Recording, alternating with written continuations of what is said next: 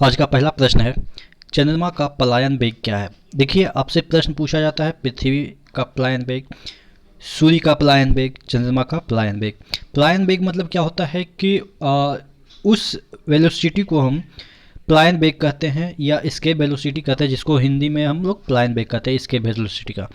जिससे कि अगर हम किसी भी ऑब्जेक्ट को ऊपर की ओर थ्रो करते हैं तो उसके ग्रेविटेशन फील्ड से बाहर चली जाती है, यानी कि वो वापस उस सरफेस पे नहीं आती है। जैसे अगर हम चंद्रमा से अगर हम 2.37 किलोमीटर पर सेकंड के स्पीड से किसी भी ऑब्जेक्ट को चंद्रमा पर से ऊपर उछालेंगे तो वो वापस चंद्रमा पे नहीं आएगी। उसी तरीके से जिस तरह से कि 11.2 किलोमीटर पर सेकंड के स्पीड से हम किसी भी ऑब्जेक्ट को पृथ्वी के ऊपर फेंकेंगे, यानी कि एक हाथ में लिए कोई भी ढेला या आप कह सकते हैं कोई भी ऑब्जेक्ट, गाड़ी मोटर कुछ भी लिए और 11.2 किलोमीटर पर सेकंड के स्पीड से उसको ऊपर की ओर फेंक दिए, तो वो पृथ्वी पे दोबारा वापस नहीं आएगा। तो उसी को कहते हैं पलायन वेग, यानी कि एस्केप वेलोसिटी।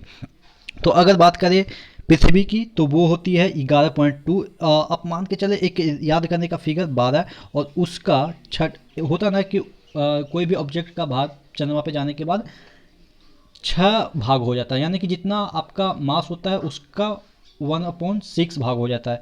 तो यानी कि 1/6 करेंगे तो ये 2 दे देगा, तो यानी कि 2 से स्टार्ट होगा। ठीक है, इस तरह से याद करेंगे कि चंद्रमा का इसके वेलोसिटी 2 से स्टार्ट होगा, 1/6 भाग जो कि इसका है, किसका, अर्थ का। ठीक है, इस तरह से हम याद कर सकते हैं। हालांकि एग्जैक्ट फिगर आप याद करें तो 2.36 किलोमीटर पर सेकेंड इसके वेलोसिटी है चंद्रमा का, और अगर सन की बात करें तो 42 किलोमीटर पर सेकेंड है सन का।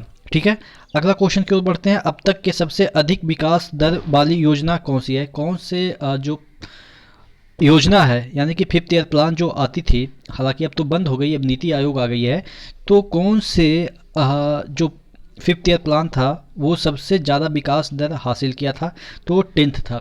याद कैसे करेंगे, 10th में इस तरह से बोलते हैं कि अब बस हुआ 10 बस। ठीक है, बस हुआ, अब हम विकास करेंगे ही। ठीक है, तो यानी कि जो 10th पंचवर्षीय योजना था उसमें लक्ष्य रखा गया था 8% वृद्धि दर। ठीक है, 8%, और अचीव कितना कर लिया, 7.6। तो आप समझ सकते हैं कि जितना लक्ष्य रखा गया था उतना के लगभग अचीव कर लिया गया। ठीक है, तो ये सबसे ज़्यादा विकास दर वाली योजना थी। कौन सी पंचवर्षीय योजना, आपका 10वां। ठीक है, अब बस हुआ, अब विकास करेंगे, इस तरह से याद करेंगे, बस 10। ठीक है, प्रत्यक्ष कर जांच के लिए कौन सी समिति का गठन हुआ था। तो देखिए, प्रत्यक्ष कर की बात करें, यानी कि टैक्स की बात करें, डायरेक्ट टैक्स की बात करें, तो टैक्स से संबंधित एक समिति का गठन हुआ था, वांगचू समिति। याद कैसे करेंगे, टैक्स देने में आपको चूकना नहीं चाहिए, क्योंकि टैक्स से ही देश का विकास होता है। ठीक है, वो अलग मुद्दा है कि नेता लोग खा जाते हैं, वो उसमें नहीं जाना है, बस कि आपको चूक नहीं होनी चाहिए, वांग चूक, इस तरह से याद रखेंगे कि चूक नहीं करनी चाहिए टैक्स देने में।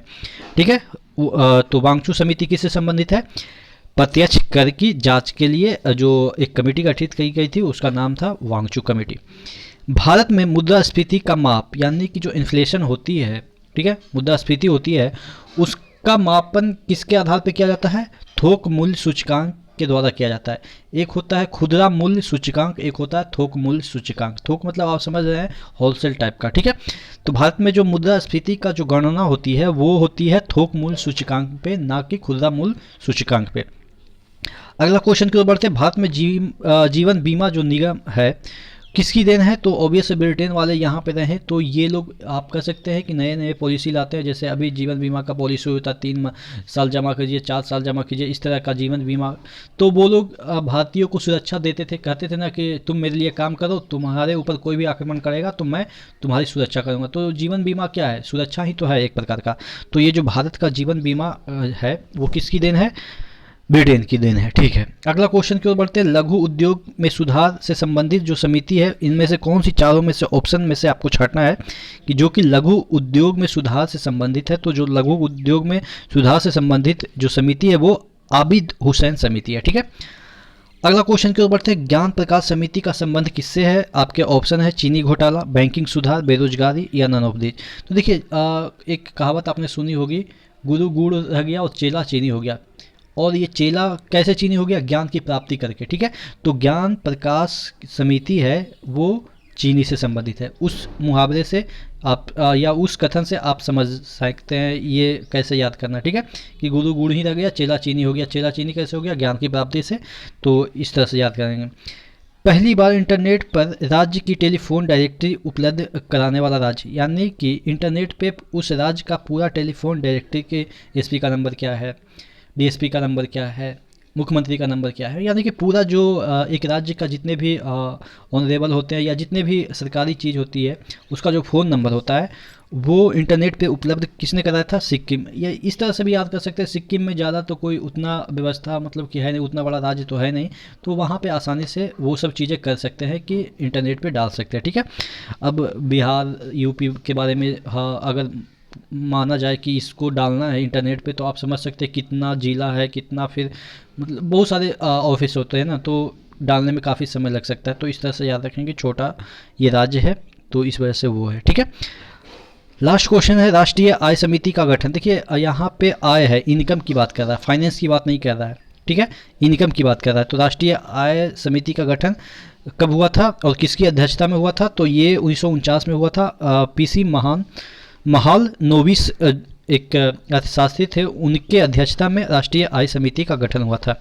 याद कैसे करेंगे? देखिएगा जो महान होंगे वहीं आपकी आय बढ़ाने के लिए आपको प्रेरित करेंगे, ठीक है। जैसे महात्मा गांधी हैं, महान है, वो लोग महान थे, तो आपकी आय बढ़ाने के लिए वो आपको टिप्स वगैरह देते रहते थे कि ऐसे करो वैसे करो। मतलब कि जितने भी अभी के उद्योगपति हैं वो महान लोग हो गए अभी के रिस्पेक्ट में, तो वो आपको टिप्स देंगे कि कैसे आपको इनकम बढ़ानी चाहिए। और ये 47 यानी कि आज़ादी के बाद और ये आपके गणतंत्र के पहले ही ये जो समिति है उसका गठन हुआ था, क्योंकि भारतीय लोग जब आज़ाद हुए थे तो उनके पास आय का उतना स्रोत नहीं था, जैसे तैसे जी रहे थे। तो इस तरह से भी याद रखेंगे कि 47 के बाद और 50 के पहले इस समिति का गठन हुआ था। कब? 49 में, ठीक है। तो आशा करते हैं जितने भी क्वेश्चन कराएं वो आपको याद हो गए होंगे। तो इसी तरह से बने रहेगा चैनल के साथ। नेक्स्ट वीडियो मिलते हैं, तब तक के लिए धन्यवाद।